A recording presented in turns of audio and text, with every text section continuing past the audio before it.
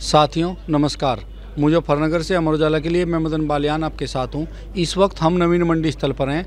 हमारे साथ रालोद की प्रत्याशी मिथिलेश पाल जी हैं। पिछले 3 दशक से मुजफ्फरनगर की राजनीति में सक्रिय है।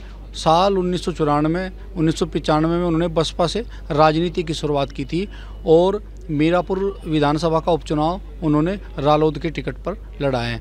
आज हम उनसे आपकी बातचीत कराएंगे और उनके राजनीतिक जीवन के बारे में कुछ बातें करेंगे। जी, आपका स्वागत है। थैंक यू जी, तो कैसे आपकी राजनीति की शुरुआत हुई? देखिए, मेरा जन्म बगरा विधानसभा पड़ती थी उस टाइम पर, गांव धोलरा पड़ता है जी, उसमें मेरा जन्म हुआ। मेरे फादर बाहर सर्विस करते थे जी, और हम 5 भाई बहन थे। जी, 4 बहनें 1 भाई। जी, कुछ समय बाद हमारे भाई की डेथ हो गई। हम 4 बहनें फ़िलहाल हैं जी, जी, और चारों मुजफ्फरनगर में ही हैं। जी, और मैं 93 में वैसे तो मैंने ज्वाइनिंग की थी, जी, जब श्री रामपाल जी का हमने प्रोग्राम कराया था। वो कैबिनेट मंत्री थे जी, उस टाइम। मैंने ज्वाइनिंग की थी बसपा में। जी, और 95 में मैंने पहला चुनाव जिला पंचायत का लड़ा और 96 में मैंने सदर विधानसभा से जी, चुनाव लड़ा बसपा के सिंबल पर। जी, और उस टाइम पे मुझे 43,800 कुछ मत प्राप्त हुए थे। यानी कि उस टाइम पे बसपा का क्रेज़ बहुत कम था। उसके बावजूद भी सदर विधानसभा पे इतने मत मिलना तो बहुत बड़ी बात थी। जी, और उस टाइम मायावती भी ने भी बहुत सराहना की थी कि भाई इतने मेहनती है ये, कि इसने समाज को जोड़ के रखा, अति पिछड़े समाज को जोड़ कर रखा और काम करने में एक्टिव है। उसके बल पर इसको वोट मिली हैं और वो तो यही देख रही थी कि जीत जाएंगी।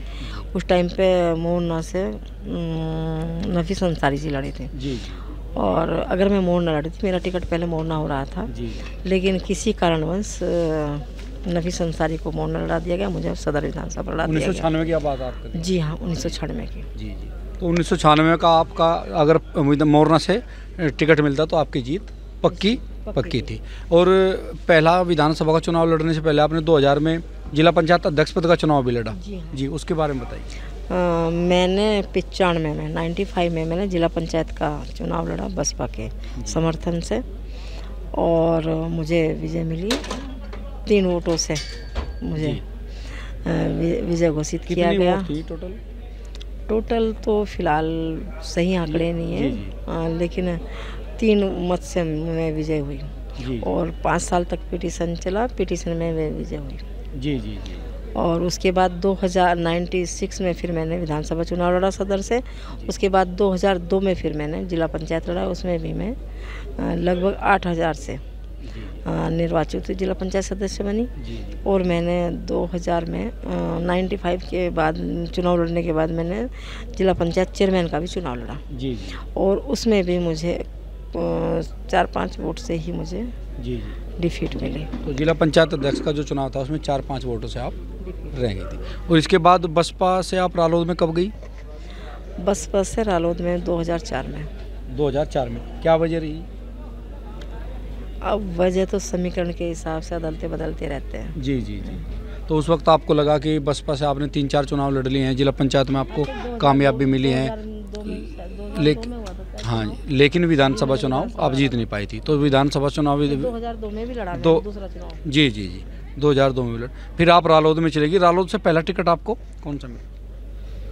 नगर पालिका। जी, नगर पालिका में मुझे 2004 में नगर पालिका ही तुरंत जाने के बाद मुझे जी, नगर पालिका चुनाव लड़ा गया, जबकि मैं लड़ना नहीं चाहती। पार्टी के लिए मैंने चुनाव लड़ा जी, और उसमें भी मैं चुनाव जीत ही रही थी। उस टाइम पे भी कादिर राणा जी ने मुजफ्फर राणा का मर्डर कर दिया था। उस टाइम हिंदू मुस्लिम चुनाव हो गया था। जी, जी। नहीं तो मैं 101% उस टाइम भी चुनाव जीत रही थी। हाँ, मुजफ्फर राणा हत्याकांड बड़ा जिले का घटनाक्रम है और उसके बाद एकाएक मतदान के दिन वोटों का ध्रुवीकरण हुआ, हिंदू मुस्लिम पे चुनाव चला गया और आप चुनाव हार गई थी।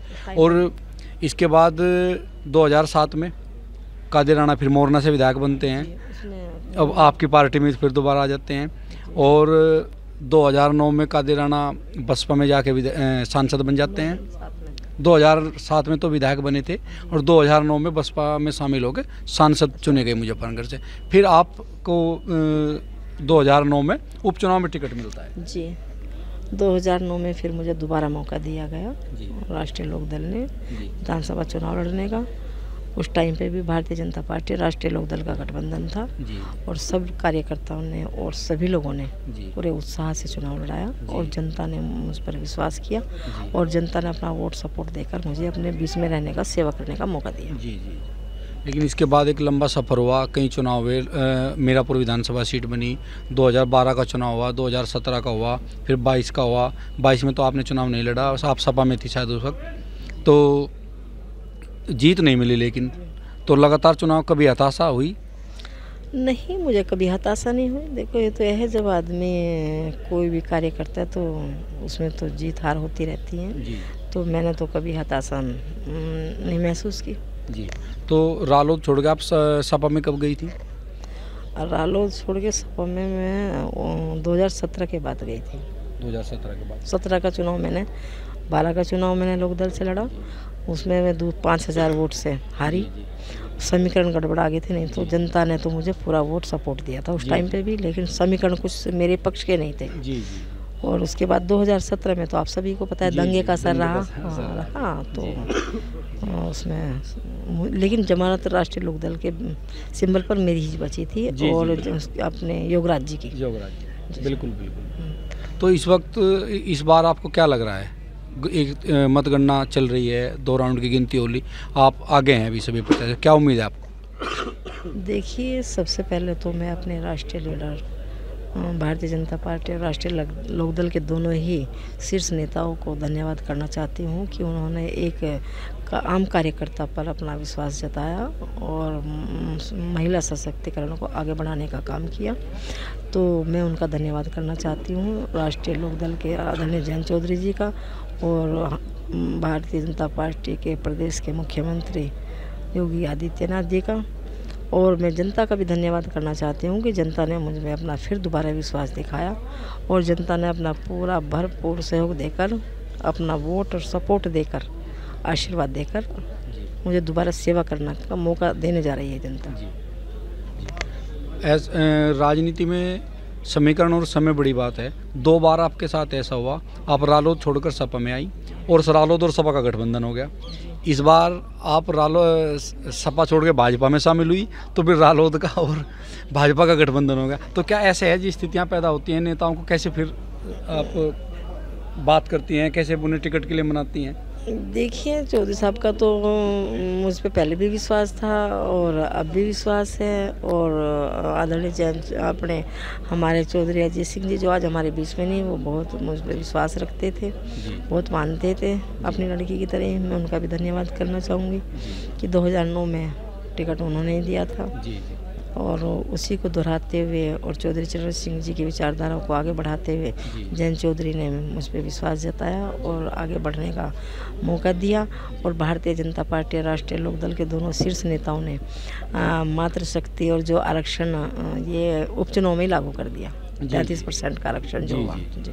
चलिए, आपको बहुत बहुत शुभकामनाएं। आप थे हमारे साथ मिथिलेश पाल जी। अगर आप ये वीडियो YouTube पर देख रहे हैं तो हमारे चैनल को सब्सक्राइब करें और बेल आइकन को दबाना ना भूलें। अगर आप Facebook पर ये वीडियो देख रहे हैं तो हमारे पेज को लाइक करें।